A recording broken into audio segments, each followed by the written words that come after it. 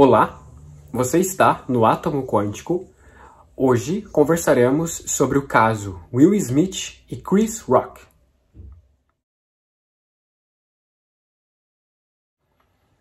Nesse vídeo, nós daremos uma breve introdução sobre os arquétipos, qual foi o arquétipo utilizado, de que forma que ele trouxe esse problema, os desafios que temos com os arquétipos e uma maneira que nós podemos manobrar nossa consciência para conseguir direcionar os nossos pensamentos. De antemão, nós pedimos para que, caso você esteja apreciando o conteúdo, que você se inscreva no botão abaixo, que você ative o sininho. Isso vai fazer com que você sempre receba de antemão o conteúdo que nós publicaremos daqui para frente, tudo bem? Então, como uma breve introdução, para você que está aprendendo sobre arquétipos agora, vamos trazer brevemente o resumo. Tem outros vídeos que nós falamos sobre o arquétipo de forma bem aberta, recomendamos que você acesse esses vídeos, tudo bem? Mas tratando brevemente, o arquétipo ele é uma emanação perfeita de uma proposta. Então, quando existe um aspecto no plano das ideias, o arquétipo é a primeira coisa que surge para fazer com que essa ideia consiga se manifestar nas outras dimensões. Então, veja que o arquétipo ele pode ser um animal, como nós falamos nos vídeos e nós aconselhamos, o arquétipo do golfinho, que é para boas relações, o arquétipo do cervo, da fênix, que é para renovações diversas.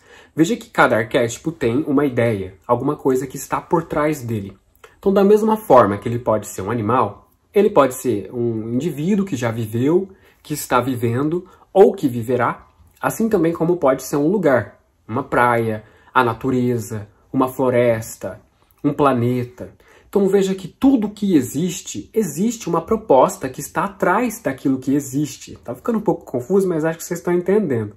Então tudo aquilo que está aqui, por exemplo, meu corpo físico, existe uma ideia que está atrás desse corpo físico e esse corpo está sendo um meio para trazer essa ideia para a matéria, entendem? Então nós conseguimos criar essas pontes para conectar o plano das ideias e o plano manifestado, que no caso é o nosso. Quando esse arquétipo ele entra em contato com o ego, ele acaba sendo um pouco influenciado, considerando o sistema de crenças que o indivíduo tem. Então, quando, no caso, nós canalizamos o arquétipo da Cleópatra, o arquétipo de algum mestre como Jesus Cristo, quando ele entra em contato com o nosso ego, ele vai ser sugestionado, ele vai ser um pouco modificado. Porque o que eu acredito dentro da minha mente? Se eu canalizo um mestre como Jesus Cristo, que acredita e se entregou totalmente para o amor, se eu tiver crenças limitantes em relação ao amor, eu vou acabar prejudicando a manifestação desse arquétipo. Então veja que quando Hélio Couto fala da RH, a catarse é imprescindível, porque ela começa a limpar esse sistema de crenças para permitir que o arquétipo venha e ele consiga se manifestar sem problemas. Comentamos com vocês que quando o arquétipo ele é muito forte, nesse exemplo novamente de um mestre ascensionado, quando ele é canalizado, ele traz muita dificuldade para conseguir lidar com a própria vida. Porque ele começa a impulsionar tanto a mudança e quando a pessoa começa a resistir, começa a sofrer demais. Então ela começa a acreditar que o arquétipo está dando problemas, mas na verdade é a resistência dela que está dando problema. Nós estamos falando isso porque é interessante quando nós começamos a identificar as dificuldades para que a gente consiga soltar. A catarse exige consciência. Isso é imprescindível de se memorizar. Bem, esses arquétipos, eles ressignificam a nossa mente quando o poder de sugestão dele é maior do que nós mesmos, como acabamos de falar, Jesus Cristo. A capacidade de amor é tão infinita, tão grande, que quando ela tenta ser canalizada por uma consciência com crenças limitantes, ocorre um estouro, literalmente, a mente começa a fumacear porque ela não consegue entender aquilo que está acontecendo. Então, uma outra coisa importante a se considerar é que o arquétipo ele é tão sutil, mas tão sutil, que se nós tentarmos canalizar ele puramente, simplesmente não vamos conseguir. Nós não vamos conseguir ter abstração para entender a proposta. Por isso que nós sempre aconselhamos utilizar vários arquétipos. Porque daí quando você utiliza um que é muito poderoso, muito forte, como arquétipos de fogo, você usa um arquétipo de água para atenuar o efeito do fogo. Então veja que quando o fogo começa a como eu posso dizer, começa a causar muito dano no lugar, você joga água e ele dá uma acalmada. Então é sempre interessante entender esses funcionamentos dos arquétipos, como que é tudo bem na cara mesmo. A gente tem dificuldade de entender, mas a gente vai vendo que, nossa, até que é simples quando a gente para pensar. Bem, falamos brevemente sobre arquétipos, agora falando sobre o caso. Acreditamos que você tenha assistido o vídeo, né?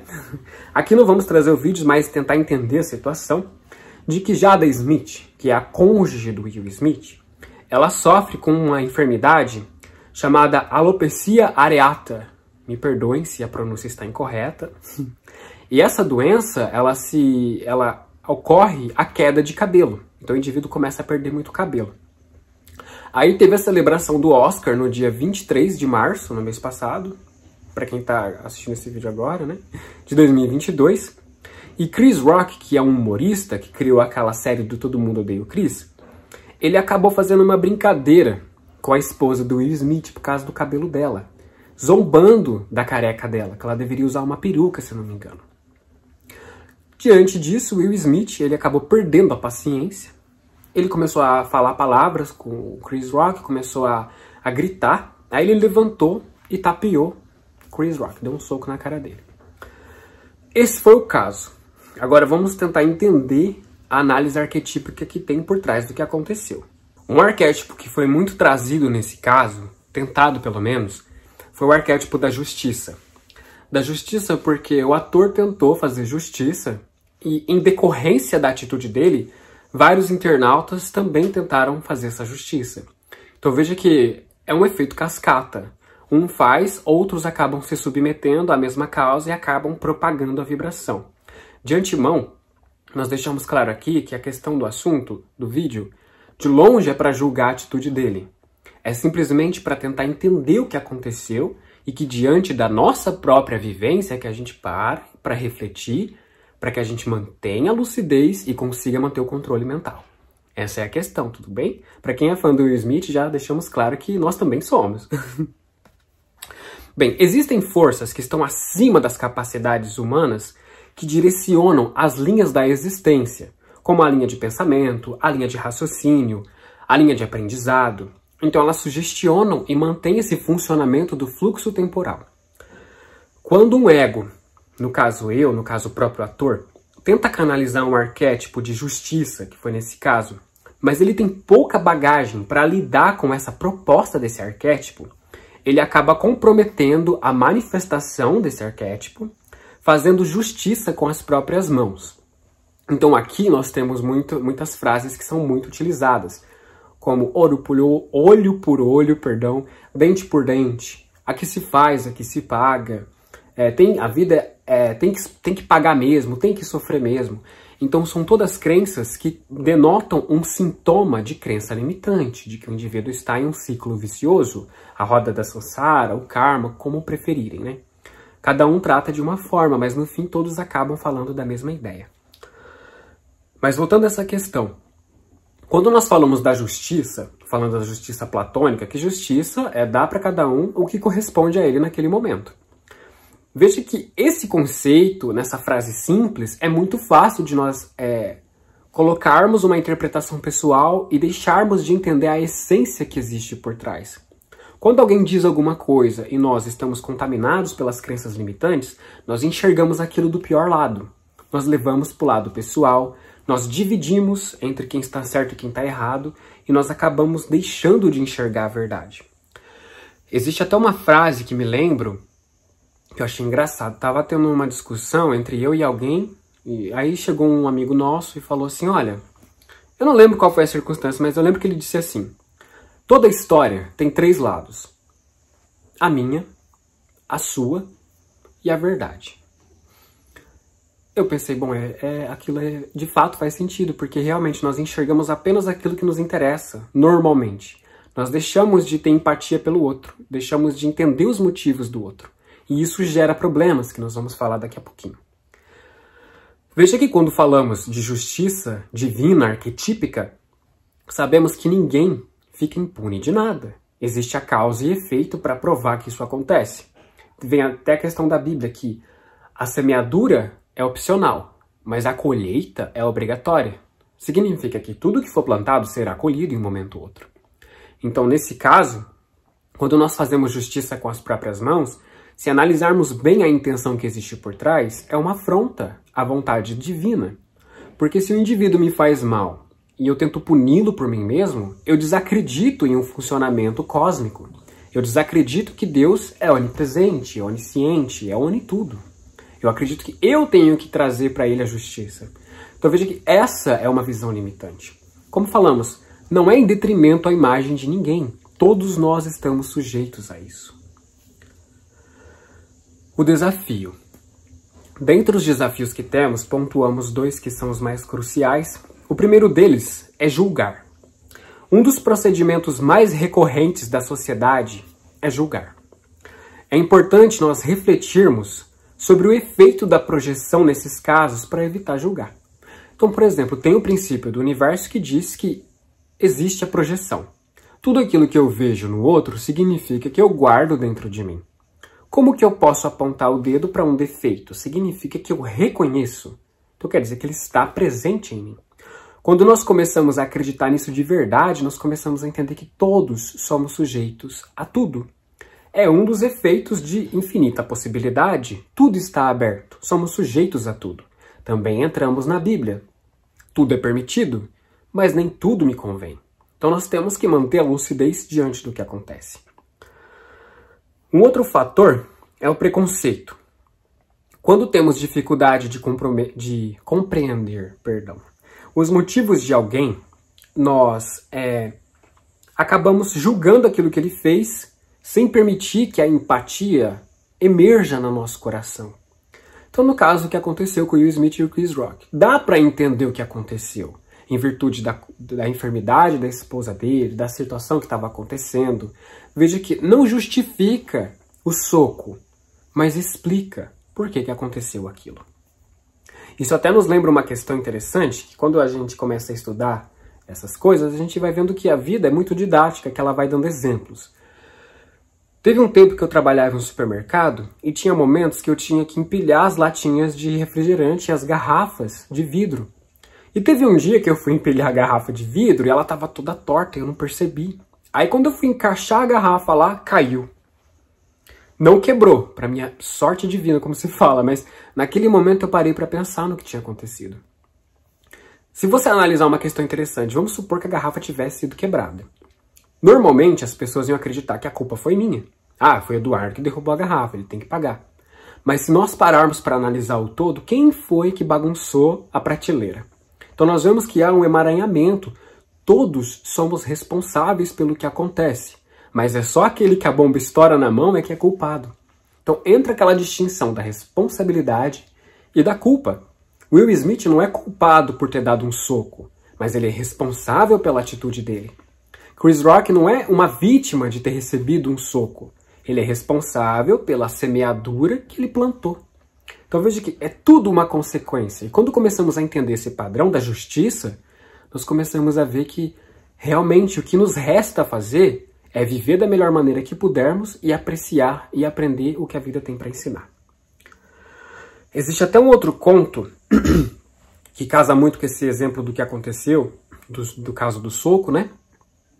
Que tem uma história de um sábio que ele estava caminhando com seu discípulo e ele atravessou um rio e tinha um escorpião se afogando. E aí o sábio foi lá, pegou o escorpião na mão para tirar ele do rio e o escorpião picou a mão do sábio. Mesmo assim, o sábio manteve a lucidez, foi lá, colocou o escorpião na água, o escorpião estava indo embora, voltou para a água de novo.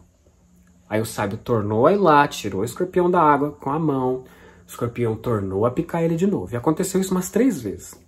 Até que o discípulo falou para ele: mestre, você está vendo que o escorpião está ali te picando, um inseto ingrato, e mesmo assim o senhor ajuda ele? Por quê? E aí o sábio teria respondido para ele: olha, meu filho, o escorpião agiu conforme a natureza dele. Eu agi conforme a minha. Eu sou ser humano, eu preciso agir como tal. Então, claro, é o exemplo que nós podemos oferecer de que o que as pessoas fazem não deve influenciar naquilo que nós estamos fazendo. Então não é porque alguém roubou que eu vou roubar. Não é porque alguém mentiu que eu vou mentir. Não é porque alguém fez algo ruim que eu vou fazer também. Então, caso nós nos envolvamos com essas vibrações, nós estamos sujeitos aos efeitos, tanto quanto aquele indivíduo. Então, cabe a nós a consciência de oferecer para ele a consciência. Por que você está fazendo isso? O que você está ganhando com isso? Claro que é uma conversa de horas, mas é de extrema importância. Quando nós estamos no caminho espiritual, você vai começar a perceber que existe uma voz na sua mente, te obrigando, entre aspas, assim, te obrigando a tomar uma posição, a não se permitir, a compartilhar o que você sabe, a mostrar para o seu irmão que aquilo que ele está vendo já não faz mais tão bem porque você acordou para aquilo. Então veja que é um compromisso que nós aceitamos com o todo.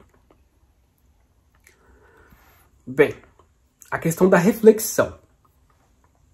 Compreender os motivos não oferece razão plena para nenhuma das partes, embora explique as reações deles. Nós comentamos isso com vocês. Entender o porquê que o outro fez não quer dizer que ele está certo, não quer dizer que ele fez algo bom, mas explica por que ele fez. E isso permite uma reflexão para entender qual foi o disparo. Essa questão de invasão de privacidade, de falta de respeito. Então, se o indivíduo tem problemas de lidar com isso, nós começamos a entender que são traumas. Então, uma criança, quando ela é muito desrespeitada, ela cresce um adulto muito protetivo, muito na defensiva, que dá patada. Então, ele se protege de passar por aquilo de novo. Então, é todo um complexo. Então, veja que a ressignificação de conceitos, ela requer terapia. E quando a gente fala de terapia, a pessoa acha que é coisa de gente doida, né? Ah, eu não sou louco para ir para terapia. Só que a questão da terapia é de se ver. Assim como meditações com ayahuasca, meditações com medicinas da floresta, a questão do reiki, do jorei, do mapa astrológico, da mesa radiônica, da psicanálise, psicologia, psiquiatria. Então vocês veem que há um leque de possibilidades para que nós consigamos nos enxergar. Todos eles falam da mesma coisa. Olhe para dentro de você, o que você está sentindo. Todos somos sujeitos à mesma situação. Nós estávamos falando que é um dos efeitos da infinita possibilidade. Porém, a maneira que reagimos demonstra a nossa maturidade ou a nossa imaturidade. Isso entra na questão que nós estávamos falando também. Não é porque o outro fez quer dizer que eu vou fazer. Teve até um exemplo quando a gente medita, com a ayahuasca principalmente, que veio muito isso na mente. De que as vibrações, muitas vezes, elas podem ser associadas com o estado de embriaguez. Quando você vai para um lugar, existe uma média vibratória. Para você que estuda sobre isso, as egrégoras, elas influenciam muito os nossos pensamentos. Então, quando nós nos permitimos sentir aquilo que o outro está sentindo e nos esquecemos, nós nos embriagamos com a vibração do outro. Então, nós perdemos a lucidez, fazemos coisas que não sabemos por quê, e depois que a embriaguez passa, entra a ressaca moral. Poxa, por que eu fiz isso? Por que eu falei aquilo? Então, se vocês pararem para refletir, vocês vão ver.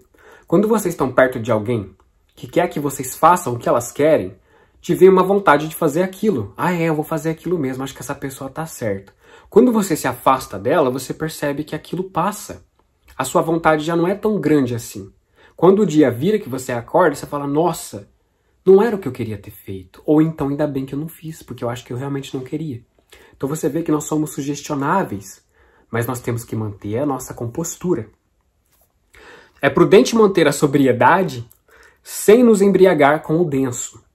Porque ao permitir isso, nós nos comprometemos com essas causas e nós vamos gerar efeitos futuros. Então é muito prudente que mantenhamos nossa consciência e nossa lucidez. Porque do contrário, nós seremos como um boneco, né? Aqueles bonecos que você fica manipulando com os fios. Tudo aquilo que quiserem que você faça, você faz. Como quiserem que você pensa, você pensa. Então a moda dita uma tendência, fazemos.